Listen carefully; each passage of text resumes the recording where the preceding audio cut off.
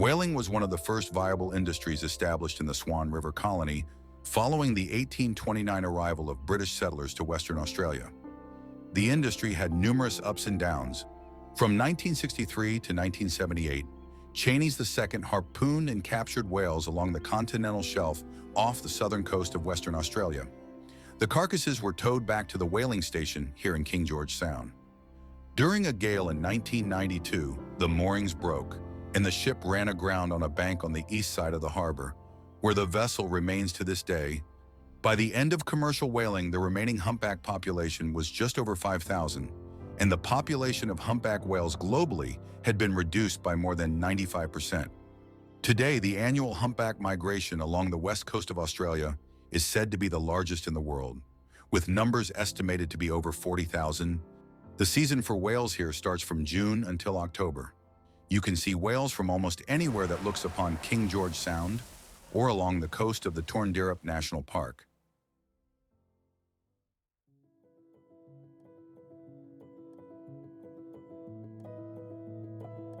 The birthing and mating season takes place in winter between June and October. Females reach their maturity at 4 to 5 years. Humpback whales will give birth to one calf, generally every 2 years, with pregnancy lasting around 11 months. Here we can observe a juvenile calf raising its tail and repeatedly striking the surface, producing a loud splash that can be heard for hundreds of meters. This behavior is most frequently observed just before individuals form groups, or these groups split up. The noise it generates seems to help facilitate or control group interactions. Amazingly, humpbacks can hold their breath for up to 40 minutes, but more regularly every 5 to 10 minutes when active. Calves can hold their breath for around 5 minutes. Humpbacks use their breath hold for sleeping, feeding, and reproduction, usually staying within the top 200 to 300 meters of the surface. Unlike sperm whales, which dive deeper and hold their breath for up to 2 hours, humpbacks stay in shallower waters. Western Australian humpbacks migrate up to 13,000 kilometers, with the longest recorded journey being over 18,000 kilometers, from the Antarctic Peninsula to American Samoa and back. Mother-calf pairs may take longer due to rest stops. It is thought their lifespan is between 50 to 75 years, with the oldest documented being 95 years.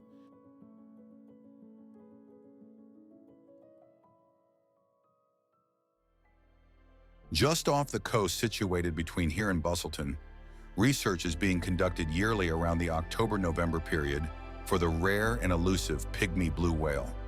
The number of pygmy blue whales are believed to be greater than those of Antarctic blue whales, and both of these species have been known to share the same feeding grounds.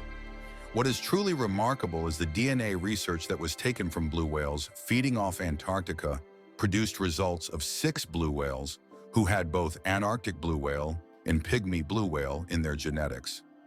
The 2 species had mated and created hybrid blues. The pygmy blue whale grows up to 24 meters in length and can weigh 90 tons, making it clear that they are not miniature whales by any standard. And although they are large in size, their migration patterns and movement through our oceans has allowed these mammals to be one of the most rarely sighted species of whales on the planet. Pygmy blues are baleen whales, and their main source of food is krill, one of only 3 known feeding grounds that produce enough quantities of krill to feed these mammoth mammals is located just past Rottnest Island on the West Australian coastline, the Perth Canyon.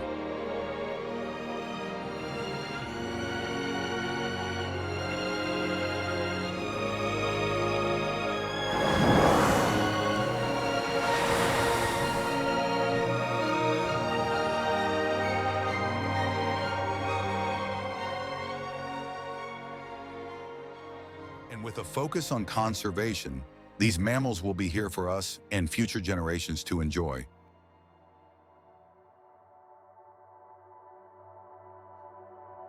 Back off the coastline further south, another species of whale can often be found in the shallow, picturesque waters of this area, the southern right whale. These whales are gentle, endangered, and mammoth in size, weighing between 80 to 90 tons and can reach lengths of up to 18 meters.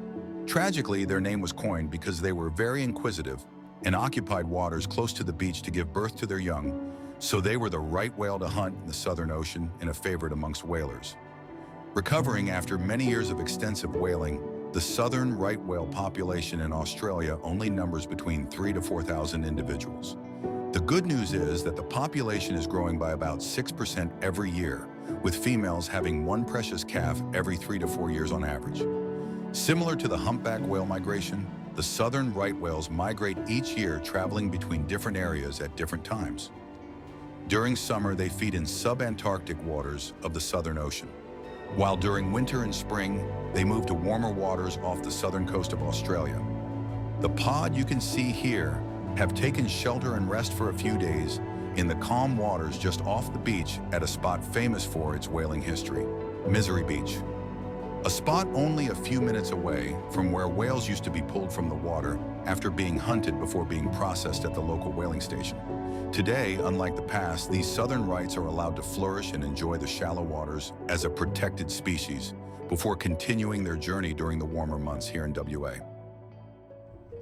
It's the end of the season here for whale watching, and this pod, being one of the few remaining, has entered back into the open waters along the coast of the Torndirrup National Park as part of the journey back to Antarctic waters. You can see here that they use waters behind the waves, keeping themselves within a few meters of the shore, and the reason for this is noise. The closer they are to the sound of crashing waves on the beach, the less likely they will be heard by predators like orca. Who knows? Maybe we'll see these same whales again when they return for another season. I hope you enjoyed this small documentary and the information provided along the way. All the following footage was captured entirely on the DJI Mavic 3, and this narration you are hearing was generated using 11 Labs text-to-speech voice generation.